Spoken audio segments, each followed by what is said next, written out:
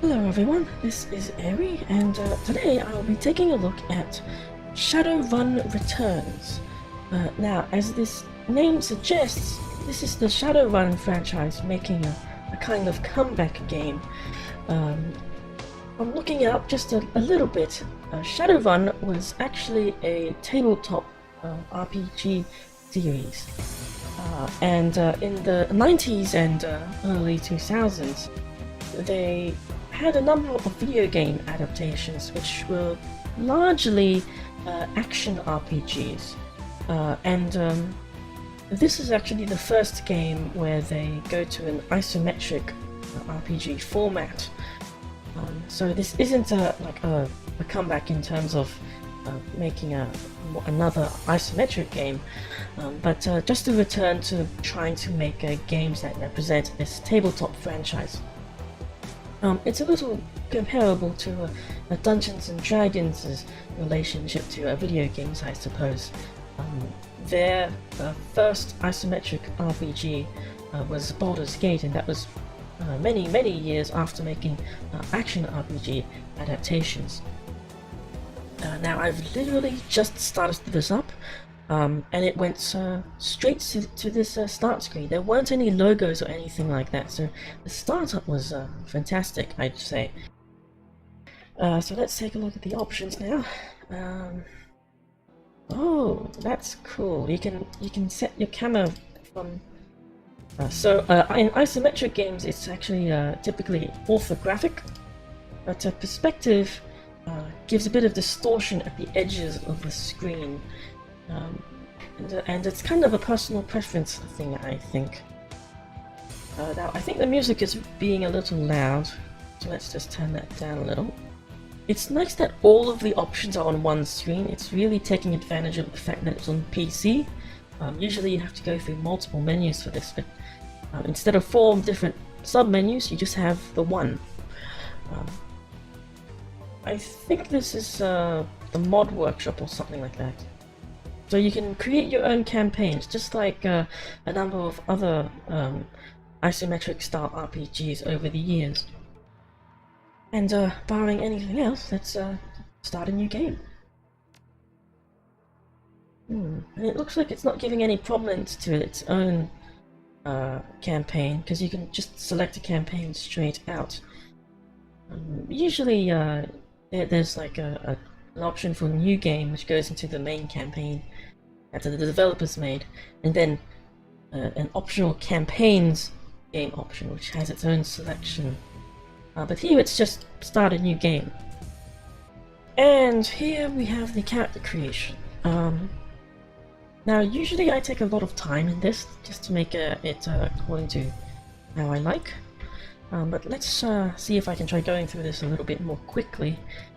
This is a new game system for me, so I'm gonna actually have to read everything as well. Now, being a sci-fi RPG, all of these class names are different. But you can kind of figure out what the archetypes are. I mean, there's fighter, mage, healer. It looks like you can also build your class freely. A custom one, so this is not something a beginner should really be doing, but I think I'm going to pick none. There are a lot of portraits here that seem to be associated with the model as well. But one thing that might be a little frustrating is that you need to scroll through these manually, one by one, instead of just picking from a list. I wonder if you can load custom portraits. I wish this interface was a little more compressed. And it looks like these stats begin from 1, which makes things a little more easily understandable. Okay, so hopefully this won't come back to bite me, but I've distributed all my points into a style which I usually pick, which is a combination of ranged and melee. Kind of like a fighter, thief, mage, or something like that if I need to compare it to Dungeons and Dragons. But usually this results in a weak character starting out. I really don't know anything about this system, so I may run into trouble. And here we go, confirmed.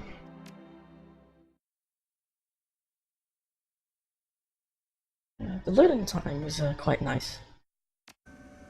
WASD for camera movement, and pretty much left click for moving, and that's it. Wow, the resolution on this environment is really high. That's really a high and pretty great amount of detail. Ah, and the escape key is the same as the power key. Yeah. That's a bit of a clever interface thing. Let's see if I can access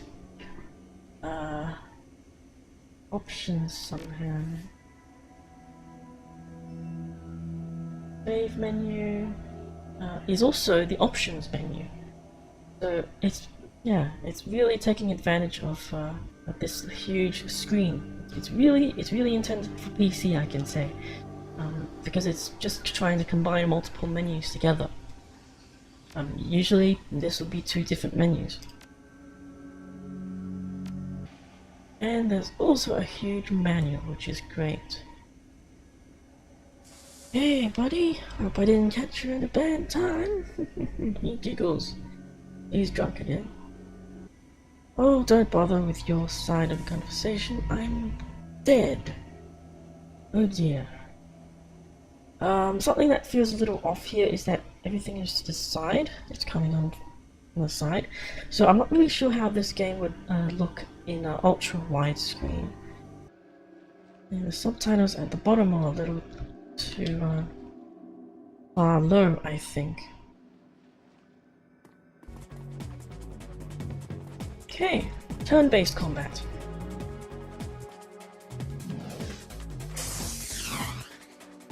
Okay, so this isometric RPG is turn-based combat based instead of real-time. So I'll need action points and a grid system. Yes. Tile-based with range movements and let's see, action points. Where are my action points? Is it 2? This number here. 70. I have some kind of SMG. A fair amount of information here, but not too overwhelming. I need to figure out what these buttons are. There, that's a dock. This is weapon changing. My specialty is in pistols right now. I can also do an aimed shot.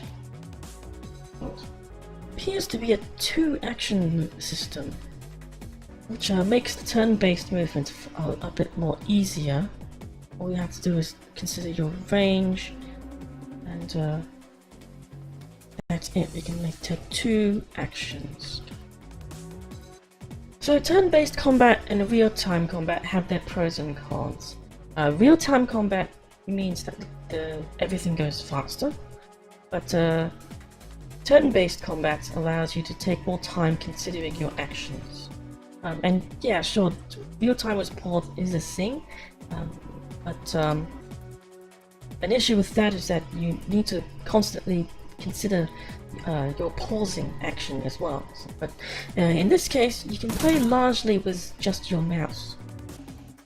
Another thing with turn-based is that you can't do something like simultaneous actions or more complicated movements. Oopsie. I accidentally moved there. Is there a way for me to undo my action? No. Okay, so I'm not covered now. Uh-oh. It looks like I can also pick my characters freely, so there's no turn order. I did not expect that. Usually in these games you're stuck with a turn order. But apparently you can just do everything freely as long as it's your turn. So it looks like I can just shoot from a very high range as well. I'm not really seeing a range indicator aside from this here. It's just long. I mean, well, there is a hit indicator, so I guess I can just shoot at any range I want. So that was kind of a cool intro tutorial section. It was done as a flashback, so it's not affecting the story. I'm really liking these loading times. Actually, was there ever a keybind option maybe? There doesn't appear to be. I don't remember. No, there weren't any keybind options. Fortunately, it is using a fairly common set of buttons though, so F5 for quick saving and F9 for loading, yes. I suppose because it's on PC, you don't need to consider the edges of the screen like you would for a TV. You don't need to add large margins for overscan or anything like that. But that does mean you need to drift your eyes away from the action and look at the very edge of the screen to see what's going on. So I am constantly looking around on my screen instead of just concentrating on the middle. Even though, you know, this would be an important thing to look at as well, so it really should be in the center. I can't press tab or anything like that. Oh no, it's Alt in this case. I need to press Alt to highlight items. I need a weapon, don't I? That flashback was just a thing. Guess I get a pistol because of my specialty. Let's see here. I have 2 party members now. I'm not sure which is a level indicator. It looks like I just gain skill points directly, because this is what skill points seem to be called. Yeah, so I have 2 skill points. But unfortunately I've already raised most of my stuff beyond that. Because of my skill choices. It looks like I automatically equipped it. There's no there's no indication for me to unequip stuff. I suppose that's okay, I guess, since my inventory seems to be quite small as it is. Okay, so it's time to investigate. There was no world map or anything like that, so it seems that this campaign is quite linear. All I did was leave the map and go straight to this one. The world detail here is great though. Everything is like pretty pretty beautifully painted.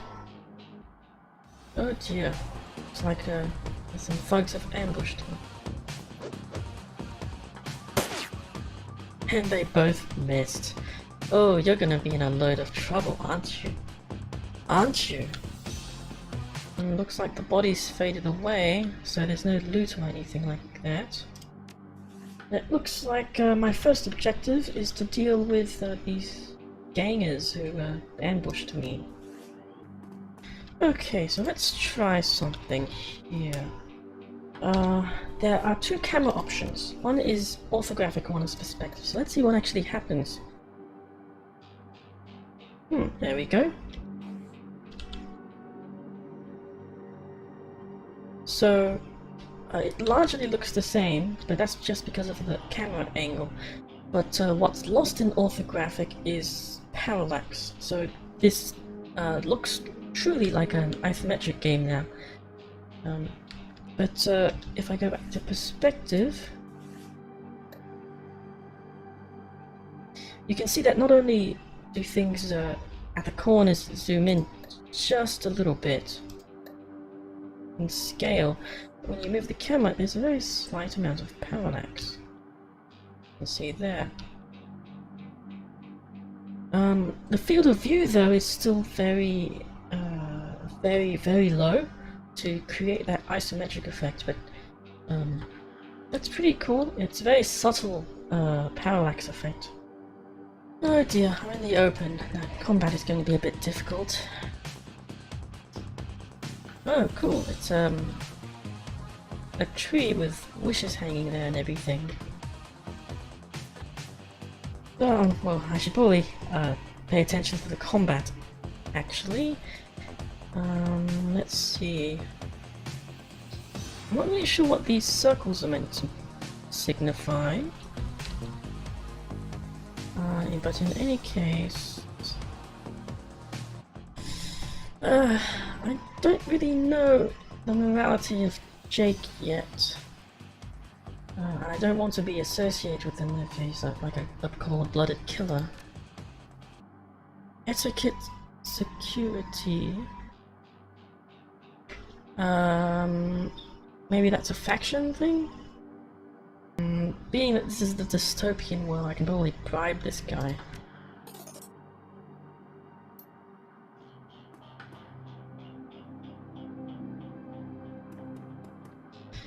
Let's check the murder scene.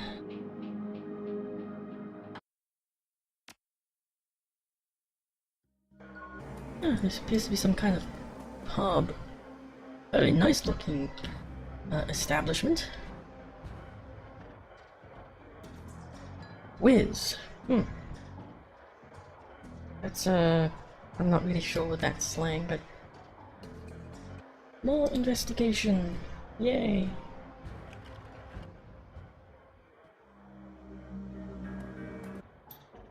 Looks like there isn't anything much here. What's at the final page?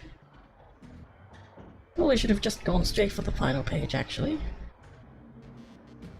Favorite musical acts. Okay, so I need to find what musical act she likes. Okay, I can't find the third clue, so I'm guessing I just have to guess. Okay, so that looks like everything. Okay, so I played a little bit more than I probably should have, because this is really quite enjoyable. But let's try to make a proper review now. This is pretty cool. It's an isometric RPG, which is very rare these days, and it seems to simplify things a little bit. But it's otherwise pretty fun. The combat is tactical. You go around and just click to perform your actions with 2 action points, rather than a complicated action point system. I think I've seen that system before in XCOM, which I played just a little bit. But it's better than trying to count, proper action points for every single tile of movement or something like that, which older tactical games used to do. Other tactical games also do a 2 action system as well, I think. Fire Emblem or something like that. I don't really play tactical games very much. But isometric RPGs are generally quite rare. It looks like the main cycle here is to go from combat and exploring the world, and the investigation is quite nice. It required my character skills a little bit, but there are also a number of alternatives where I can just investigate the place. I'm kind of concerned with how simplified everything is here. But I guess it's just trying to cut out all the extra paperwork, so to speak, as you would normally need to do a lot in a tabletop game. So, like, for example, all of these items were actually equipped automatically, and I didn't need to deal with that at all. The system here, I'm guessing, is a decent translation of the Shadowrun system, but it still uses 6 attributes, quite similar to Dungeons and Dragons. You've got strength, agility or dexterity, a kind of mind-based skill, and the physical attributes as well. Pretty much a standard collection. I'm a little thrown off by the interface. It's clearly trying to take advantage of all the space on the screen. So for example, here in the options, well, it's not just an options menu. This is actually just the system menu. Then you get an extra window here with options, and it's all on the edge. In combat, all of the icons were also on the far edges of the screen as well, and subtitles were at the bottom, the characters were at the corner. And sticking everything to the edge of the screen kind of worked when things were still small and in a square-shaped screen. But if you want to go into ultra-wide screen, you need to start centering your stuff. So if you go into dialogue here, everything is at the edge. It does allow you to look at a ton of different things at the same time, though. Options here, it's nice that everything here is in a single window, rather than being split into multiple submenus. Again, this is just one of those things you can take advantage of with having a lot of screen space on a PC game. But the options here are a little lacking. So you can't rebind the controls, and you're expected to use a fairly de facto common set. So WASD for camera movement, F5 for quick save, and F9 for loading, and a couple of other keys, and that's pretty much it. I'm not really sure what the other controls are, but they're not listed here at all. I suppose it's possible that it's in the manual, but yeah, everything here is fixed. It's nice that there is a detailed manual as well. This is my first time encountering this Shadowrun system, and it seems pretty easy to understand. The base attributes are pretty similar to Dungeons and Dragons. I probably shouldn't be making that comparison too often. But instead of a leveling system, you just increase everything directly with skill points, which again kind of simplifies things and the entire process. You don't need to deal with too many calculations. You just increase the stat directly. Some people may like this, some may don't, but that's just the system that's being done here. So the loading times are pretty cool as well.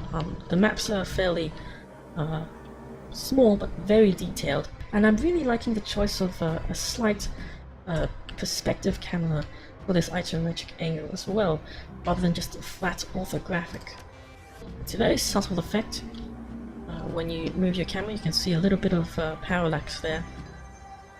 So that's pretty neat, because this is still an isometric game at heart. And yeah, that's all I can really think of. It's pretty cool. I think that's it. So yeah, until next time.